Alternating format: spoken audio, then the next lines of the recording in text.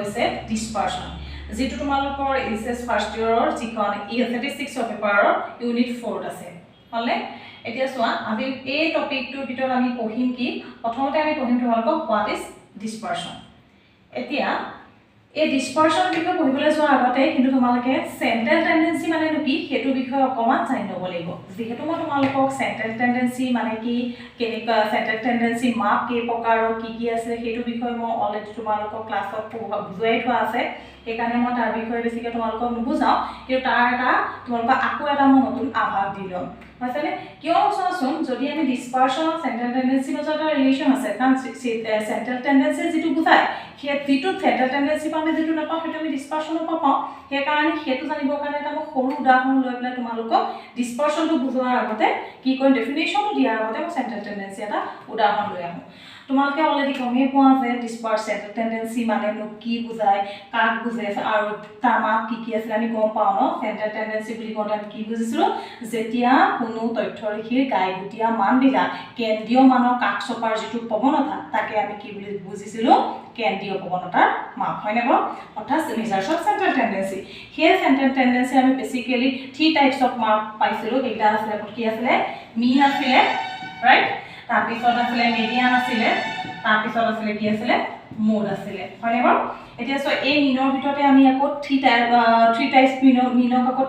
নতুনকৈ 3টা টাইপছত ভাগ কৰা হৈছে যাক আমি এৰিথমেটিক মিন হাৰমনিক মিন জিওমেট্ৰিক মিন বুলি কৈছিলো মানে তাৰে আমি এৰিথমেটিক মিনটোৰ বিষয়ে আমি আলোচনা কৰিছো যেটো হাৰমনিক আৰু জিওমেট্ৰিক মিনটো তোমালোকৰ সিলেবাসত নাই কাৰণে হৈছে এই গোটেই মাপকেইটাৰ পৰা আমি কি জানিছিলো এটা কথা জানিছিলো ই আমাৰ গড় মাপ নিৰ্ণয় কৰে হলে এতিয়া ধৰি লও তোমালোকক মই মিনতে দেখাইছো বাৰু ইয়া সবা এই মানগিটা আমি এই সেন্ট্ৰেল টেন্ডেন্সি কি কৰিছিলে যে তথ্যৰাশি গাইগুটীয়া মানটা কেন্দ্ৰীয় মানৰ কাষ চপাৰ যেটো প্ৰৱণতা সেই প্ৰৱণতাটো দেখুৱাইছিলে এতিয়া চাওক ধৰি লৈছো আমি এটা উদাহৰণ ধৰি লৈছো ফৰ এক্সাম্পল যেনিবা দি থোৱা আছে গাইগুটীয়া মান কেইটামান মই তোমালোকক ইয়াত ধৰি লৈ পেলাই দেখাম তাৰপৰা 2 আছে যেনিবা 4 again 6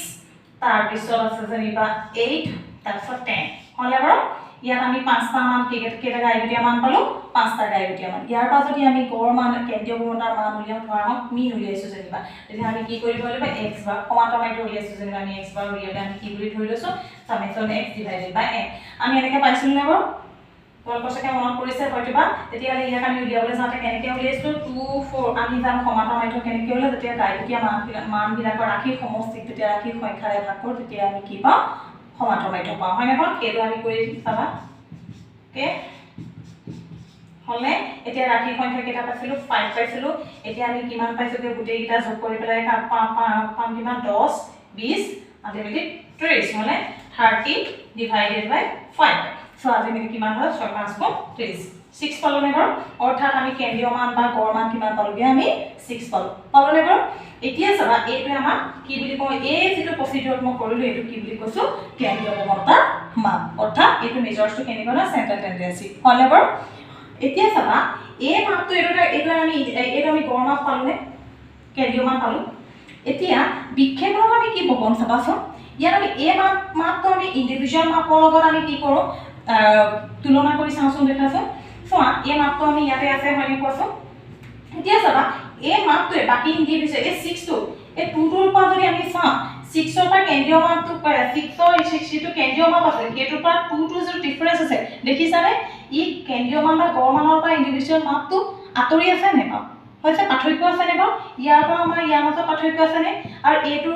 এই 6 ৰ পৰা 10 ৰ মাজত ডিফাৰেন্স আছে নে হাই ডিফাৰেন্স আছে মানে বা এটোৰ মাজতো অলপ কম ডিফাৰেন্স আছে এই যে গাইগুটীয়া মানটো কেন্দ্ৰীয় মানৰ পৰা যেটো বিক্ষেপণ হৈছে অৰ্থাৎ ডিসটেন্স হৈছে পাৰ্থক্য আছে সেই পাৰ্থক্য কিটো কথা বিষয়ে কিন্তু এই সেন্ট্ৰেল টেন্ডেন্সি আলোচনা কৰে এতিয়া আমি সেই পাৰ্থক্যটোৰ বিষয়ে যেটো চেপ্টাৰত আলোচনা কৰিব সেইটো হৈছে বিক্ষেপণ অৰ্থাৎ কেন্দ্ৰীয় মানে কি বুজায় এই সেন্ট্ৰেল টেন্ডেন্সি আমি কি হয় কেন্দ্ৰীয় মানটোৰ বিষয়ে আমি গড় মান উলিয়ালো হেতু বুজিলো কিন্তু এই গড় মান বিলা এই গড় মানটো অৰ্থাৎ এই কেন্দ্ৰীয় মানটো গাইগুটীয়া এই কেন্দ্ৰীয় মানৰ পৰা গাইগুটীয়া মানটো আতৰি যোৱা যেটো প্ৰৱণতা অৰ্থাৎ এই কেন্দ্ৰীয় মানৰ পৰা এই গাইগুটীয়া মানটো আতৰি গৈছে নে যেটো প্ৰৱণতা আতৰি আছে নে ডিসটেন্স সেই প্ৰৱণতাটো যেটো চেপ্টাৰ ব্যাখ্যা কৰিব হেতুৱে হৈছে ডিসপাৰশন ওকে ঠিক আছে তেতিয়াহলে তোমালোকে বুজি পালাই যে ডিসপাৰশন মানে কি মই তোমালোক উদাহৰণটো থাকে তোমালোকে নিশ্চয় বুজি পাইছা বুলি মই ভাবি লৈছো তেতিয়াহলে এতিয়া তোমালোকে কি কৰিবা ডিসপাৰচনৰ বিষয়ে এতিয়া তোমালোকৰ ডেফিনেশ্যনটো তোমালোকে লিখি ল'ব লাগিব নহয় মই তোমালোকৰ ডেফিনেশ্যনটো কৈ যাম তোমালোকৰ মোবাইল স্ক্ৰীনত দেখা পাবা ডেফিনেশ্যনটো আৰু তোমালোকে তাৰপৰা নোট ডাউন কৰি যাবা এতিয়া চাবা ডিসপাৰচন বুলিলে ডেফিনেশ্যনটো তোমালোকে লিখিবতো পৰীক্ষাত কেনেকৈ লিখিব লাগিব মই সেইটো কৈ গৈছোঁ তোমালোকে লিখি থবা খালি ডিসপাৰচন মানে হৈছে যেতিয়া তথ্যৰাশিৰ গাইগুটীয়া মানবিলাক কেন্দ্ৰীয় মান বা গড় মানৰ পৰা আঁতৰি যোৱাৰ যিটো প্ৰৱণতা তাকে কি বুলি কোৱা হয় বিক্ষেপণ বুলি কোৱা হয় হলেবৰ অৰ্থাৎ কি কৈছো তথ্যৰাশিৰ পৰা যেতিয়া তথ্যৰাশিৰ গাইগুটীয়া মানবিলাক কেন্দ্ৰীয় মান বা গড় মানৰ পৰা আঁতৰি যোৱাৰ যিটো প্ৰৱণতা সিয়ে হৈছে বিক্ষেপণ হ'ব আগতে এইটো যদি তোমালোকে এবাৰ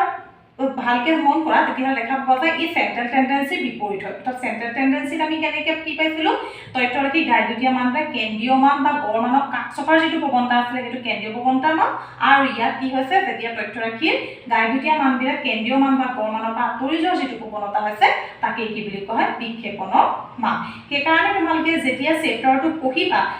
প্ৰথমতে বিক্ষেপণ পঢ়াৰ আগতে তোমালোকে কিন্তু চেণ্ট্ৰেল টেন্ডেন্সি যিটো কেন্দ্ৰীয় প্ৰৱণতাৰ মান সেই চেপ্টাৰটো তোমালোকে কিন্তু ভালকৈ ষ্টাডি কৰি ল'ব লাগিব হ'ব তেতিয়াহ'লে সেইটো হ'ব আজিলৈ তেতিয়াহ'লে তোমালোকক মই ইমানেই দিছোঁ নেক্সট ক্লাছত মই তোমালোকক বিক্ষেপণৰ টাইপছ অফ বিক্ষেপণ আৰু সেইখিনিৰ বিষয়ে আলোচনা কৰিম আৰু তাৰ লাহে লাহে মই তোমালোকক এই ইউনিটটো কমপ্লিট কৰিমগৈ আৰু হ'ব